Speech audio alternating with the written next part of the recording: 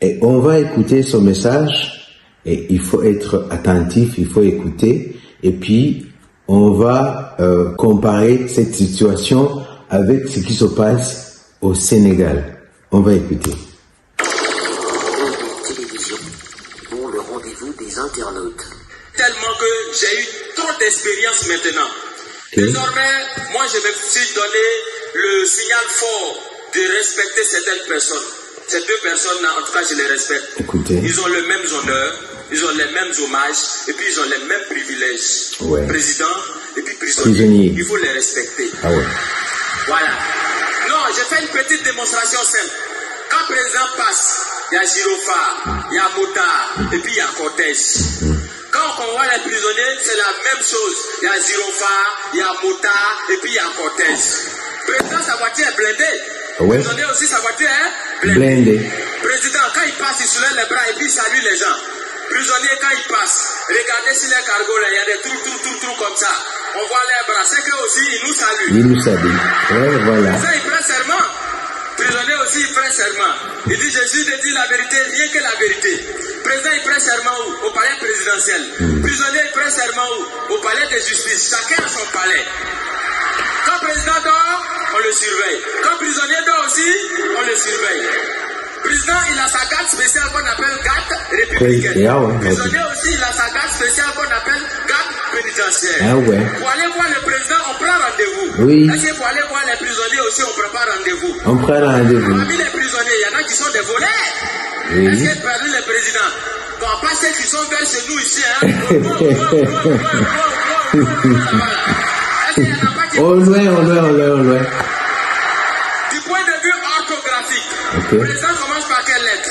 P. Le président commence par quelle lettre? P. Le prisonnier commence par quelle lettre? P. Quand on abrège président, et puis on écrit sur sa voiture, on abrège comment? PR. PR. Ok. Dans l'orthographe des prisonniers, il n'y a pas PR aussi dedans. Non, Donc ça veut dire quand tu regardes très bien, tu as l'impression que président et puis prisonnier, on dirait que les deux ils sont quelque part même chose. Tu as l'impression que chacun est assis à la place de son camarade. Et qu'à tout moment, les deux peuvent s'inverser les places. Ah ouais.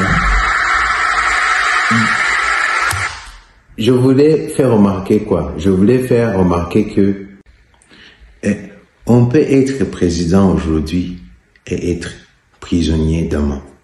Et on peut être prisonnier donc demain et devenir président le lendemain. C'est ce qui s'est passé au Sénégal et on va juste voyager au Sénégal et voir la situation. Un prisonnier devenu président en 10 jours de temps, c'est le destin un peu particulier de Bassirou Diomaye. Il vient de remporter l'élection présidentielle sénégalaise dès le premier tour. Candidat de l'opposition, il vient de passer 11 mois derrière les barreaux pour outrage à magistrat. Les promesses de ce candidat de rupture avec un système jugé trop corrompu ont manifestement séduit. Raphaël Albardier et Esmeralda Labi. Bassirou Diomaye Diakhar Faye. 2 434 751 voix. Soit 54,28% des voix, Bassirou Diomaye Faye devient président.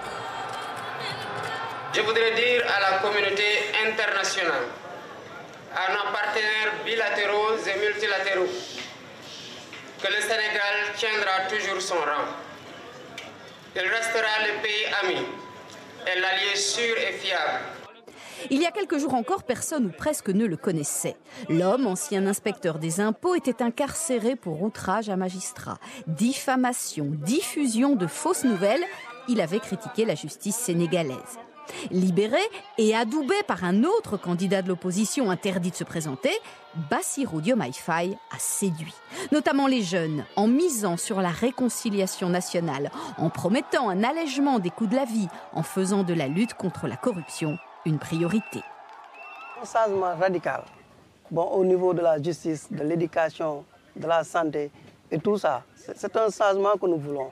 Macky Sall nous a rien apporté du tout, vraiment, du tout. Et c'est pour ça qu'on a voté Diomaye pour un changement. Le futur président, candidat anti-système, est un homme profondément attaché à l'Afrique. Il n'a pas étudié en France et compte prendre ses distances avec l'Hexagone. De tous les candidats, c'est aussi le seul à avoir publié sa déclaration de patrimoine. Certes, il n'a pas d'expérience, mais les Sénégalais en quête de changement ne lui en tiennent pas rigueur.